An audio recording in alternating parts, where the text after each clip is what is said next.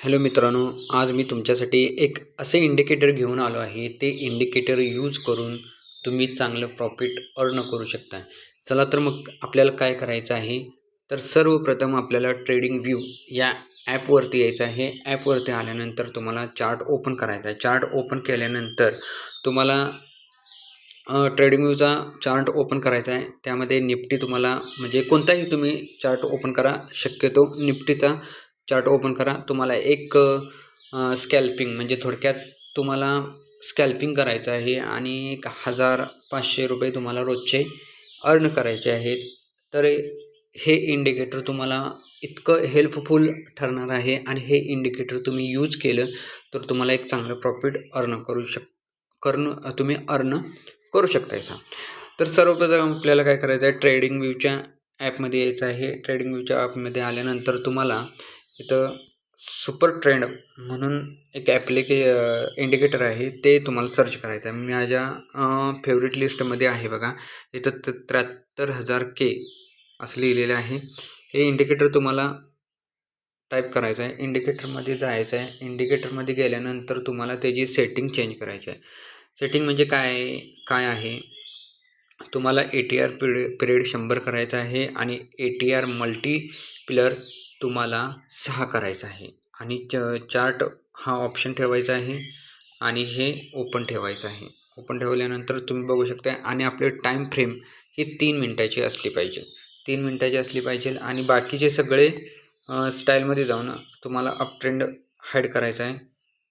Down trade तुम्हाला hide करायचा आहे आणि बाकी सगळे तुम्हाला हाईड करायचे आहेत. आता बघू शकता तुम्ही कशा प्रकारे आपल्याला सिग्नल दिलेले आहेत. बघा, निफ्टीचा किती तारखेचा चार्ट आहे, हा 22 तारखेचा चार्ट आहे. आपल्याला इथे सिग्नल दिलेला आहे आणि रेझिस्टन्स पण त्यानं मार्क केलेला आहे. आणि साईडवेज मार्केट आहे. त्यावेळी साईडवेज मार्केट ज्यावेळेस असतं त्यावेळी एक क्लिअर लेंथ तयार करतं.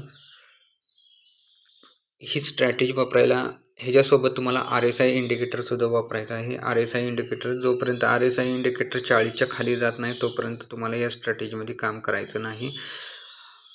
इथं बघू शकताय तुम्ही.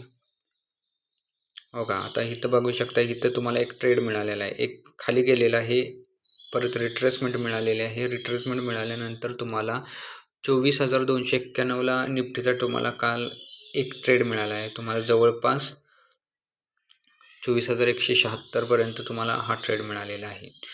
तुम्हाला तुमचा प्रॉफिट अर्न झालेला आहे. परत तुम्हाला ट्रेड घ्यायचा आहे. पुन्हा मार्केट खाली आलेलं आहे. पुन्हा एक रिट्रेसमेंट दिलेली आहे आणि इथं तुमचा एक ट्रेड प्लॅन सक्सेसफुल झालेला आहे. इथं एक तुमचा ट्रेड प्लॅन सक्सेसफुल झालेला आहे. तुम्ही अशा प्रकारे काम करू शकतायचा. आता बघा, 21 तारखेचं मार्केट ओपन झालेलं आहे. 21 तारखेच्या मार्केटमध्ये पण आपल्याला एक सिग्नल दिलेला आहे. 21 तारखेच्या मार्केटमध्ये आपल्याला कशा प्रकारे सिग्नल दिला आहे आणि किती प्रकारे गुड सिग्नल दिलेला आहे. आता फेक सिग्नल पण आपल्याला ओळखता आलं पाहिजे. फेक सिग्नल कसे आहेत, फेक सिग्नल आता सेलिंग आलं आणि RSI 50च्या वर असेल तर तो फेक सिग्नल आहे असं समजायचं. आता हो का, इथं फेक सिग्नल आहे. हा फेक सिग्नल ओळखण्यासाठीच आपल्याला RSI ठेवायचा आहे. आता सेलिंग आलेले आहे. सेलिंगचा सिग्नल आलेला आहे. RSI पण खाली आहे, पण टॉप लॉस तुमचा 100% असणं गरजेचं आहे आणि रेझिस्टन्स आणि सपोर्ट पण बघणं तुम्हाला थोडं गरजेचं आहे. मार्केट इथून वरच का गेलं, सिग्नल तर दिलेलं आहे, मार्केट वर का गेलं नाही, तर इथे छोटासा एक सपोर्ट आहे, त्यामुळे मार्केट वर गेलेलं आहे. परत मार्केटनं तुम्हाला इथे एक सिग्नल दिलेला आहे. परत मार्केट बुल झालेलं आहे. अशा प्रकारे हा सिग्नल खूप छान काम करतोय. तुम्ही कुठल्याही सेगमेंटमध्ये वापरू शकतायसा.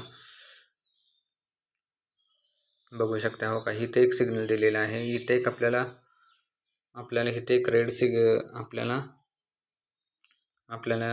इथे एक आपल्याला सेलिंग मिळालेली आहे. सेलिंग जवळजवळ 24,263